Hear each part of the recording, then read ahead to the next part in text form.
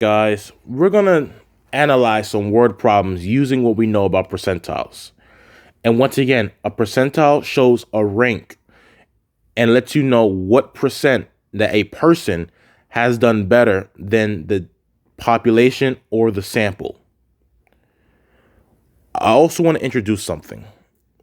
Now, remember, for the measures of averages, there is one measures of average, one measure of central tendency that deals directly with position, and that is the median.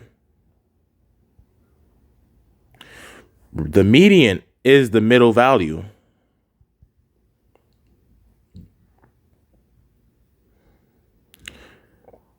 Because we have 100%, the middle value will be 50% of my data set, which means the median is the 50th percentile.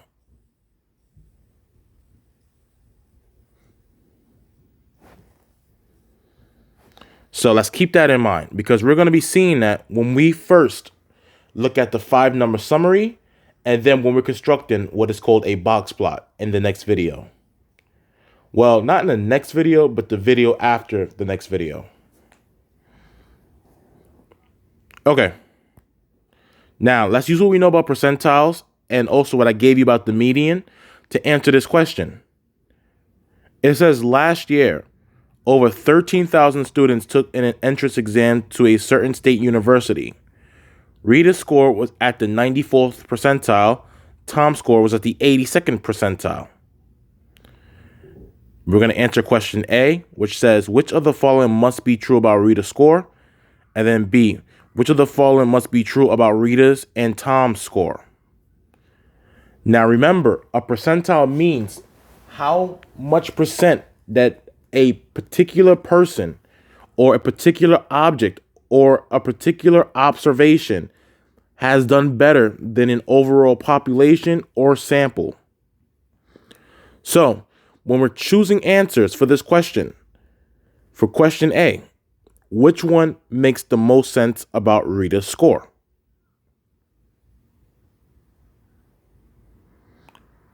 Look at the first option.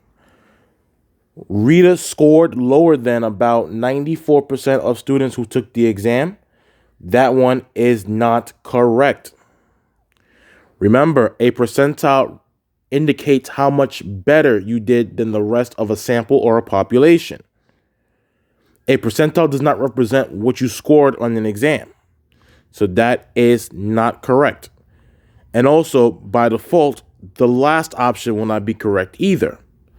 The answer will be the third option. Rita scored higher than about 94% of students who took the exam. Because she did a 94th percentile, she has done better than 94% of those 13,000 students who took that exam. B, which of the following must be true about Rita's and Tom's score? Tom scored higher than Rita. That is false. Rita has a higher percentile. Therefore, that cannot be true. Rita and Tom both scored higher than the median. Remember, the median represents the 50th percentile. And yes, that is true. That is definitely true. Both Rita and Tom scored higher than the median. Rita is 94th percentile. Tom is in the 82nd percentile. Both are above the median. So let's highlight that for right now, which can be our potential answer. But let's analyze the other two. Rita answered 12 more questions correctly than Tom. First thing is first, we do not know how many questions are on the exam. Therefore, we do not know how many more answers Rita answered correctly than Tom. Yes, we know Rita did answer more questions correctly than Tom because she's at a higher percentile. But based on this information, there is no way for us to determine that Rita answered 12 more questions correctly. Rita's and Tom's score were both at the bottom of the half of all scores. Now remember, it says here, and the bottom half of all scores. That means that Rita's and Tom's score was below 50%. And that is false because both Rita and Tom are in a percentile higher than the 50th percentile. That's why the second option is the correct option. All right, guys, that is it for this video. Hope you enjoyed it. Hope you understood it. Hope it makes sense to you. I'll see you soon. Take care.